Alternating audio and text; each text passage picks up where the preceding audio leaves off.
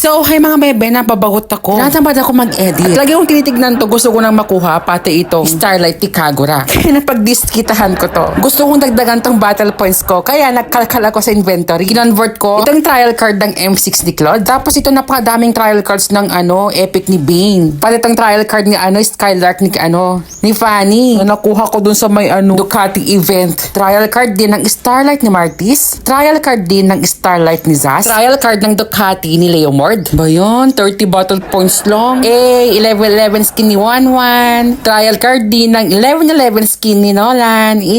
May lang char. Kaya kung gusto nyo magkaroon ng mga itong trial cards, simulan nyo na ang pagiging content creator. Saka ito din, yung Cosmic Blaze Recall Effect ng M6. At pwedeng makuha to kung meron kang M6 pass doon sa level 55. Ang buga kayo ng effect nito. Kayo, nakuha nyo na ba itong Cosmic Blaze Recall Effect? At di lang yan, nandito pa sa inventory ko itong M6 figurine ni Claude. Grabe ito, nagmadali ako noon. Kagamit ako ng 22,000 dias. Pero ang equivalent pala nito kapag deliver sa'yo is 3,000 diamonds lang. My God! Ang dami ko palang MCL tickets dito sa inventory ko. At since mawawala na itong MCL, palitan na ito ng Rising, ay pwede mo nang i-exchange sa Rising ticket. 1:1 po ang ratio nito.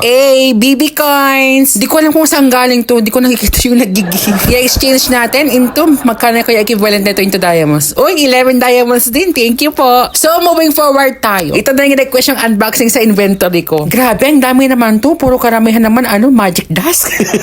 Nagreklamo pa.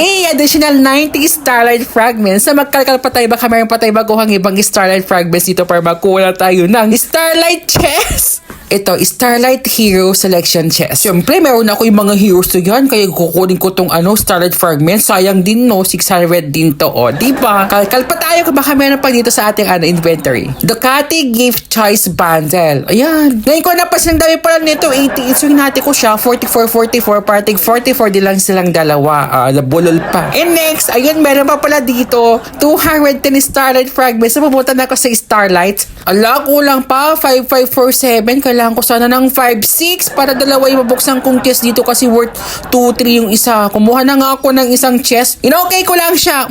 Nawa na, pumunta pala sa inventory. Kaya binuksan ko na. Bakit 1-1 yung binigay? Gusto ko sana yung yung Louie or Kagura. Nagkamali pala ako ng computation, so pwede kumuha dito ng isa pang chest. Kaya kinuha ko siya, tapos pumunta ako sa inventory. Alaka! Nakuha ko nga yung Louie best. Ang swerte. Ang dami ko din palang dito, familiarity sweets. Since hindi pa nagbuka yung rosas naming dalawa ng boyfriend ko. Kaya sinad ko na lahat sa kanya yung candies. Ayun! Napabuka ko na yung rosas namin. Hindi kasi kami gaano nagalaro. Focus kasi siya sa ACADS, sa studies niya. At ako naman kasi focus din sa pagla-live, tapos pagko-content, ganyan. Pero it's okay. It's a matter of mutual feelings and understanding, ganyan. Kaya napapatibay namin yung relationship namin.